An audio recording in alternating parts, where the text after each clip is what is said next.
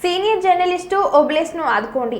అనారోగ్యంకి గురి కావడంతో ఎడమ కాళ్లకు సంక్రమణ అయి కాలుతో తొలగించడంతో సీనియర్ జర్నలిస్టు అవిటివాడై జీవనం కష్టమవుతుందని సీనియర్ జర్నలిస్టు మీసాల రామస్వామి ప్రసాద్ చెన్నయ్యలు తెలిపారు. కర్నూలు కలెక్టరేట్ కార్యాలయంలోని జిల్లా రెవెన్యూ అధికారి వెంకట నారాయణమ్మను కలిసి 80% అవిటితనం ఉన్న జర్నలిస్ట్ ఓబ్లేస్కు 3 చక్రాల ఎలక్ట్రిక్ వాహనం, ఎన్టీఆర్ భరోసా పెన్షన్, టిట్కో ఇల్లు మంజూరు చేయాలని కోరుతూ వినతి పత్రాన్ని అందజేశారు. ఈ సందర్భంగా జర్నలిస్టు మీసాల రామస్వామి ప్రసాద్ చెన్నయ్యలు మాట్లాడారు.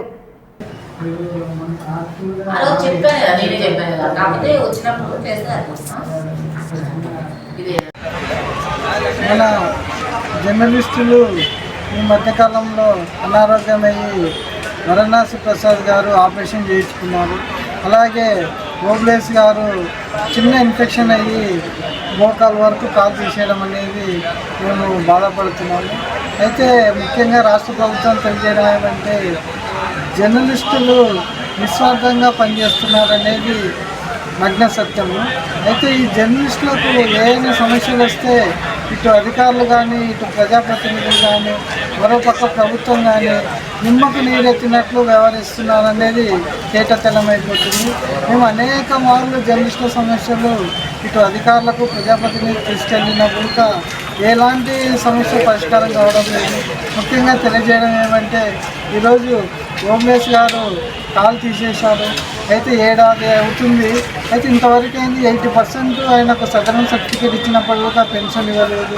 కనీసం ఒక బ్యాటరీ వెహికల్ ఇవ్వాలని చెప్పేసి, అలాగే ఒక ఇంటి స్థలంలో ఒక టిట్కో ఇల్లు మంజూరు చేయాలని చెప్పేసి మేము ప్రభుత్వాన్ని కోరుతున్నాము. కనుక జర్నలిస్టుల సమస్యల పట్ల సానుకూలంగా స్పందించి వాళ్ళ జర్నలిస్టుల సమస్యలు పరిష్కరించేలాగా చూడాలని చెప్పేసి ప్రభుత్వాన్ని, అధికారులను, ప్రజాప్రతినిధులను కోరుతున్నాను.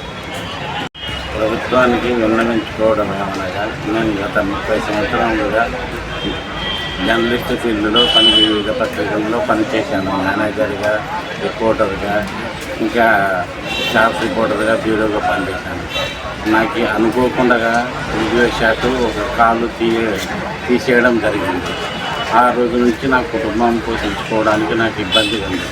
ప్రభుత్వం నుంచి నాకు సొంత ఇల్లు లేదు, స్థలం లేదు, బ్యాటరీ సైకిల్ లేదు కనీసం నడవడానికి. ఇంకొకటి పెన్షన్ రావడం లేదు అందరికీ వికలాంగుల మాదిరి. పెన్షన్ అని వస్తే నా కుటుంబానికి ఏదైనా నేను పెన్షన్ పోషించుకోవడానికి కూడా వస్తుంది. దీనివల్ల ప్రభుత్వం అందరికి సహాయం చేస్తుంది, కానీ రిపోర్టర్లకి ఏ సహాయం చేయడం లేదని కోరుకుంటున్నాను. దయచేసి ప్రభుత్వం వారు నాకు ఈ శాంక్షన్ చేస్తారని చెప్పి కోరుకుంటున్నాను.